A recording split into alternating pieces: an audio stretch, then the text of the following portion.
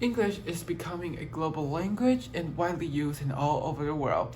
According to official statistics, barely 50% of Malaysians are literate in English.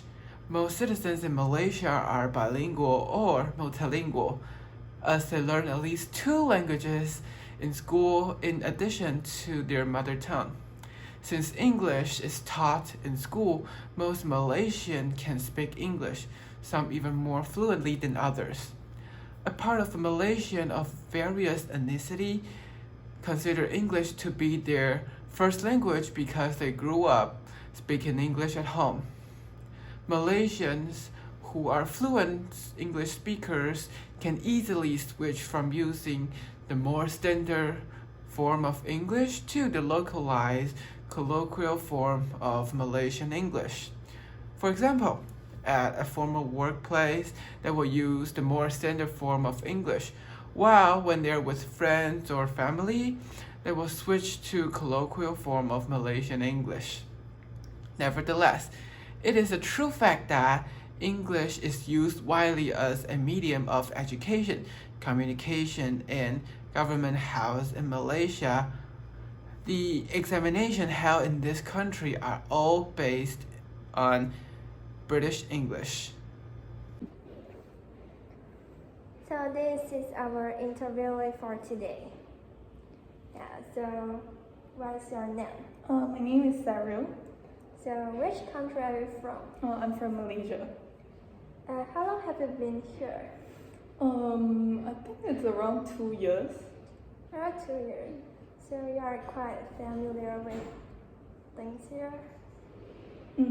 I think so. I've gotten used to it. So since Taiwan is far away from your hometown, what motivated you to come to Taiwan and why you choose to study in Taiwan? So at first I want to study abroad, and I wanted a better learning experience. I wanted to go to a multicultural country where the East meets the West. So I feel like Taiwan is a very great option for me at that time after I finished my A levels. So yeah. So since you have been staying here for a long time, are there any similarities you can feel between Taiwan's culture and yours? I feel like the Chinese culture is pretty similar. Like we celebrate Chinese New Year as well, and then a lot of our Chinese speak Mandarin, Chinese as well. So yeah, I think it's more. I feel like I can get used to the environment here more smoother, because a lot of these similarities kind of help me.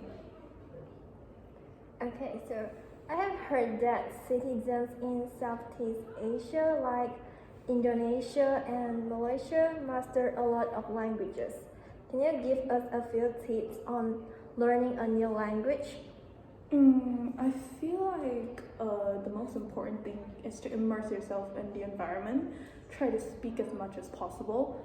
I don't think it's any helpful in mastering a new language if you just write it down, do your usual homework, all these kind of stuff. I feel like you have to actually speak. So my tip is to find native speakers who actually speak that language that you're trying to learn and try to converse with them as much as possible. Yeah.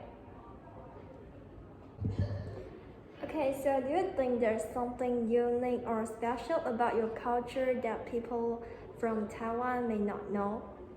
I think it's a common fact, but I feel like some people might be surprised to know that a lot of us Malaysians actually speak at least 3 languages, Chinese, English, and Malay. So these 3 languages are mainly taught since we were young, from our elementary schools or primary schools and going on to our secondary. So it's a part of our main education.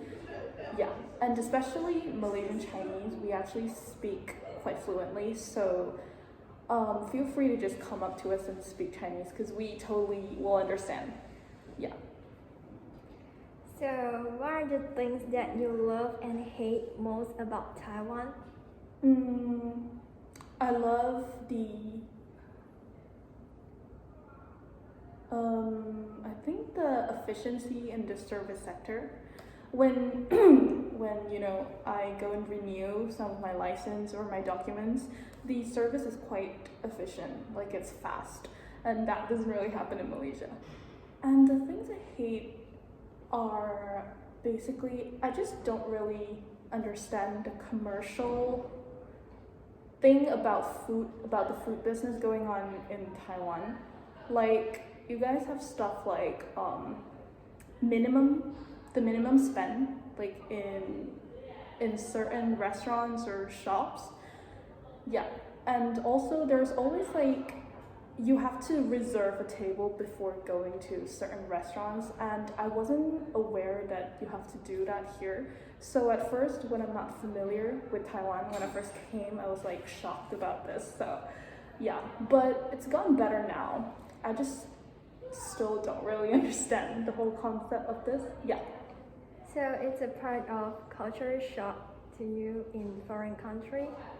Yeah, I think so, because I've always have to only wait about food, not to I never have to go like being unable to eat anything here. Since Taiwan and your country are different in races, cultures, weather, food, and so on, so what will you recommend to us about your country? First off is the food. The food is a must because everyone knows, I hope you guys know, that Malaysia is the international hub for a lot of different kinds of cuisines. We have a lot of different kinds of food there. So make sure to try it out, like foods like nasi lemak and laksa, which is like a hot spicy soup broth with noodles thing. So but there's like a food fair, did you know, on the 23rd of April. So if you guys want to come try Malaysian food, of course. And another thing is our beaches. Yeah, Malaysian beaches are really pretty in general, and there's just less pollution, I guess. So I hope you guys can go and check it out yourselves on the next vacation. Yeah, surely. So okay, so that's the end of our interview. Thank you so much for your time. So this is the part where we talked about the feedback from the interview.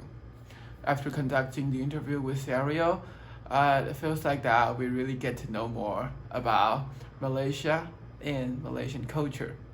There are so many things that we don't know before.